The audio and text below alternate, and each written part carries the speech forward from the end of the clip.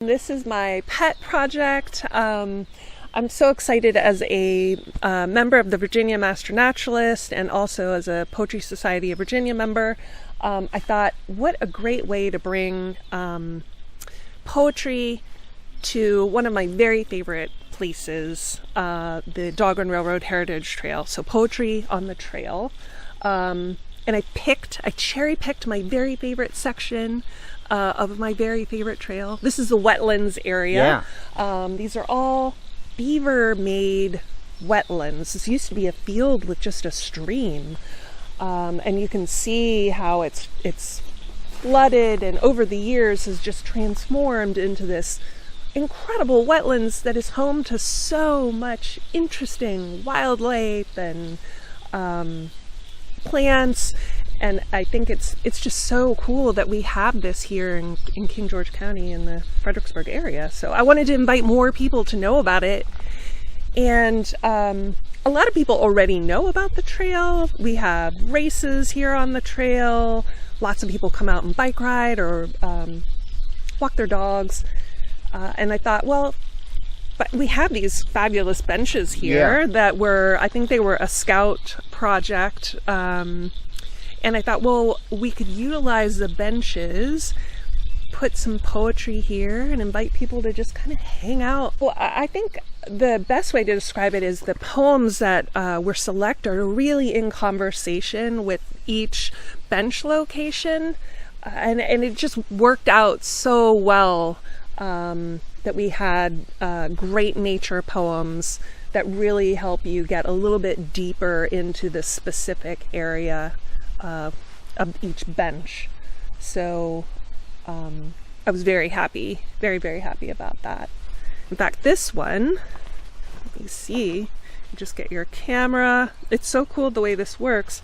You just take your camera over the QR code and it pops the link up and it takes you to our website. And this poem is called Blue Heron, and it's by the Virginia poet Sarah Ann Wynn.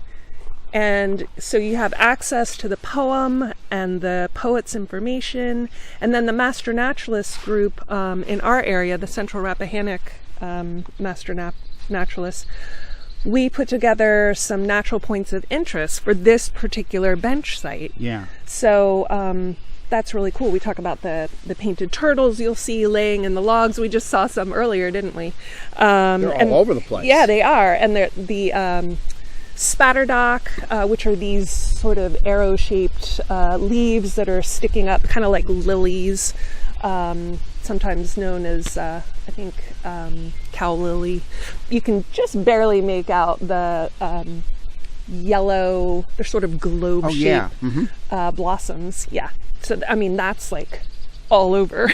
It seems like one of the great things about this, even if you don't have much experience with poetry, you can see where it all matches up because they match up with what we're looking at. Absolutely, absolutely. And I think that's what I love about poetry is how you can read it, you can be in this environment, and like I said, it is really like a conversation, and it allows you to think a little more differently about your surroundings, the nature that is all around us here. They talk maybe about birds, or they'll talk about leaves, or the way the wind moves, and it may just be something that you've never considered before if you've just been breezing by on your walk.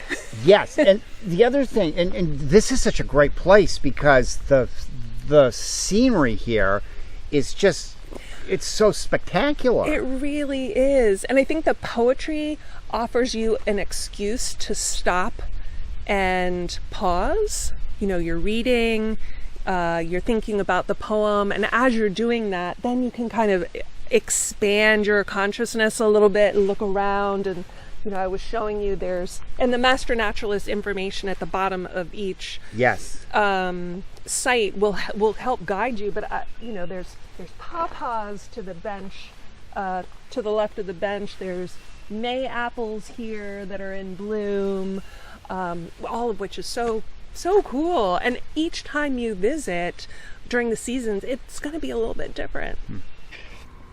we're at a site here where instead of looking over the marsh, we're looking into the woods. Yes, so this is a really cool spot. It's the only one currently on our 7-bench trail that looks out into the woods and not over the wetlands. And even cooler, the poem that this pulls up is titled Threshold, and it is kind of at a threshold between the marsh, and then over to the right there is a grassy meadow.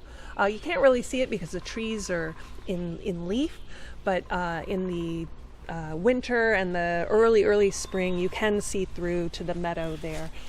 And what we really loved about this site were all the trees. There's different types of tree bark to examine. There's smooth and rough textured barks. You can look at all the different leaf shapes and the sounds. The sounds just as we stand here. Yeah, the bird. We have a woodpecker chiming in behind us, which is really cool. We have a peewee, eastern peewee that's chirping along as well, and that's pretty cool. And on windier days, you can hear the tree branches kind of rubbing against each other. Some of the master naturalists that were with me when we were originally planning out this site were remarking about, it's the tree music. Yeah.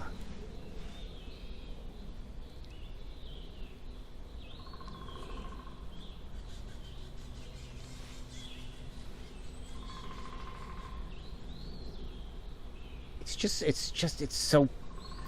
so peaceful. It is. Yeah. It really is. Yeah. Hanging with naturalists can be fun. I know, right?